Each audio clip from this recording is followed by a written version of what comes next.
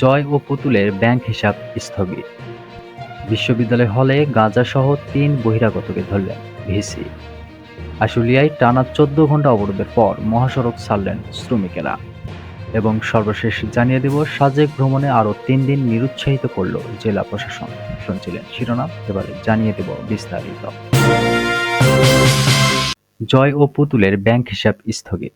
আওয়ামী লীগের সভাপতি ও ক্ষমতাচ্যুত প্রধানমন্ত্রী শেখ হাসিনার ছেলে সজীব ওয়াজেদ জয় ও তার মেয়ে সাইমা ওয়াজেদ পুতুলের ব্যাংক হিসাব স্থগিতের নির্দেশ দিয়েছে বাংলাদেশ ব্যাংকের আর্থিক গোয়েন্দা সংস্থা বাংলাদেশ ফাইন্যান্সিয়াল ইন্টেলিজেন্স ইউনিট।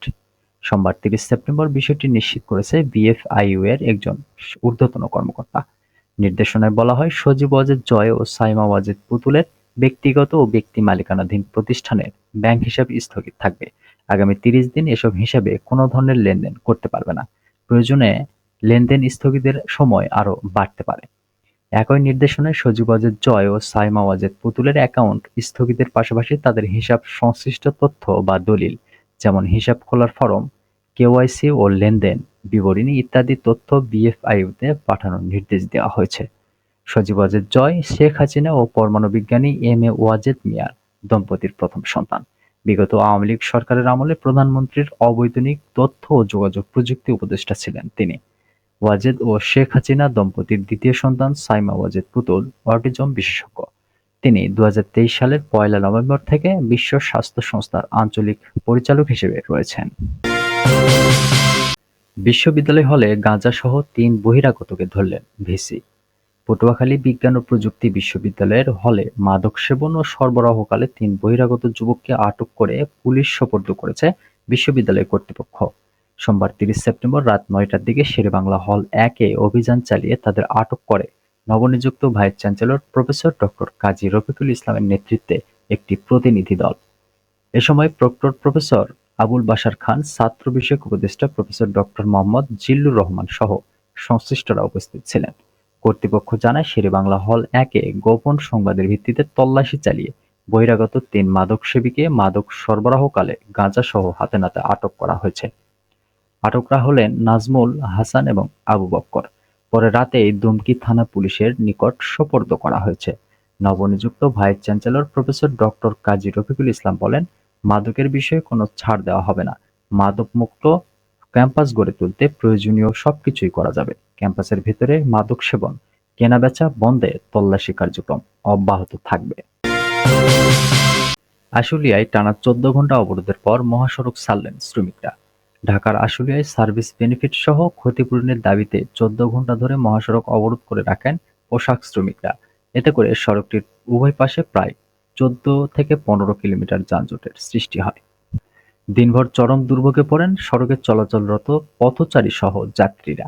সোমবার ৩০ সেপ্টেম্বর সকাল ৯:৩০ থেকে রাত ১১:৩০ পর্যন্ত নবীনগর চন্দ্রা মহাসড়কের আশুলিয়া থানা সংলগ্ন বাইপাইল এলাকায় এই অবরোধ করেন বার্ডস গ্রুপের শ্রমিকরা। ফলে নবীনগর চন্দ্রা মহাসড়কের নবীনগর থেকে বলিভদ্র বাজার পর্যন্ত যানজটের সৃষ্টি হয়। শ্রমিকরা জানায়, আশুলিয়ার বাইপাইল এলাকার বার্ডস গ্রুপের পোশাক কারখানার শ্রমিকরা সার্ভিস বেনিফিট ও ক্ষতিপূরণের দাবিতে সকাল ৯:৩০টার দিকে সড়ক অবরোধ করে বিক্ষোভ শুরু করেন। শেষ খবর পাওয়া পর্যন্ত কোনো ধরনের আশ্বাস না পেয়ে শ্রমিকরা রাত ১১:৩০ পর্যন্ত সড়কটি অবরোধ করে রাখেন। খোঁজ নিয়ে জানা যায়, গত ২৮ আগস্ট আশুলিয়ার বাইপাইল এলাকার বার্ডস গ্রুপের সব কারখানা লে অফ ঘোষণা করা হয়। শ্রমিক কর্মচারীদের আগস্ট মাসের বেতন সেপ্টেম্বর মাসের ১০ তারিখ পরিশোধ করে কারখানা কর্তৃপক্ষ।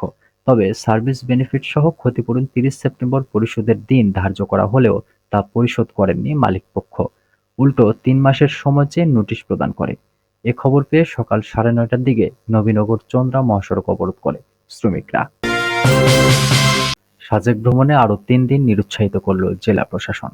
পাহাড়ের বিদ্যমান পরিস্থিতি বিবেচনায় পর্যটকদের নিরাপত্তা এবং জানমালের ক্ষতি এড়াতে মঙ্গলবার থেকে বৃহস্পতিবার পর্যন্ত তথা ৩ দিন রাঙ্গামাটির পর্যটন নগরী সাজেকে ভ্রমণে নিরুৎসাহ করেছে জেলা প্রশাসন। সোমবার ৩০ সেপ্টেম্বর রাতে জেলা প্রশাসনের পক্ষ থেকে এ বিষয়ে একটি বিজ্ঞপ্তি গণমাধ্যমে পাঠানো হয়েছে। বিজ্ঞপ্তিতে বলা হয়, সার্বিক পরিস্থিতি বিবেচনায় আগামী ১ থেকে ৩ অক্টোবর পর্যন্ত ৩ দিন পর্যটকদের সাজেক ভ্রমণে নিরুৎসাহিত করা হলো। এর আগে যেকোনো ধরনের অনাকাঙ্ক্ষিত পরিস্থিতি এড়াতে ২ দফায় গত ২৫ থেকে ২৭ সেপ্টেম্বর এবং ২৮ থেকে ৩০ সেপ্টেম্বর পর্যন্ত সাজেক ভ্রমণে পর্যটকদের নিরুৎসাহিত করেছিল জেলা প্রশাসন। উল্লেখ্য, গত ১৯ সেপ্টেম্বর ভোরে খাগড়াছড়ি জেলার পানখায়া-পাড়ায় মোটরসাইকেল চোর সন্দেহে মোহাম্মদ মামুন নামে এক যুবককে পেটানো হয়। গুরুতর আহত অবস্থায় তাকে সদর হাসপাতালে নিয়ে গেলে চিকিৎসক মৃত ঘোষণা করেন। এর প্রতিবাদে ১৯ সেপ্টেম্বর জেলার দীঘিনালা উপজেলার লারমা স্কোয়ার এলাকায় বিক্ষোভ মিছিলকে কেন্দ্র করে বাঙালি ও পাহাড়িদের মধ্যে সংঘর্ষের রূপ নেয়। ওই ঘটনায় সেখানে ৩ জন নিহত হন। এ ঘটনার উত্তাপ পরদিন রাঙ্গামাটি শহরেও ছড়িয়ে পড়ে। ২০ সেপ্টেম্বর সকাল ১০টার দিকে জেলা শহর শত শত পাহাড়ি জনতা মিছিল বের করে। সেই মিছিল থেকে দেশীয় অস্ত্র নিয়ে বনরূপা এলাকার দোকানপাট ও স্থাপনায় ভাঙচুর চালানো হয়। পরে দুপুরে পাহাড়ি ও বাঙালিদের মধ্যে সংঘর্ষ বেঁধে যায়। পরে পরিস্থিতি নিয়ন্ত্রণে আনতে ১৪৪ ধারা জারি করা হয়। এ ঘটনায় এক যুবক নিহত হয়েছে এবং আহত হয়েছে ৬৩ জন।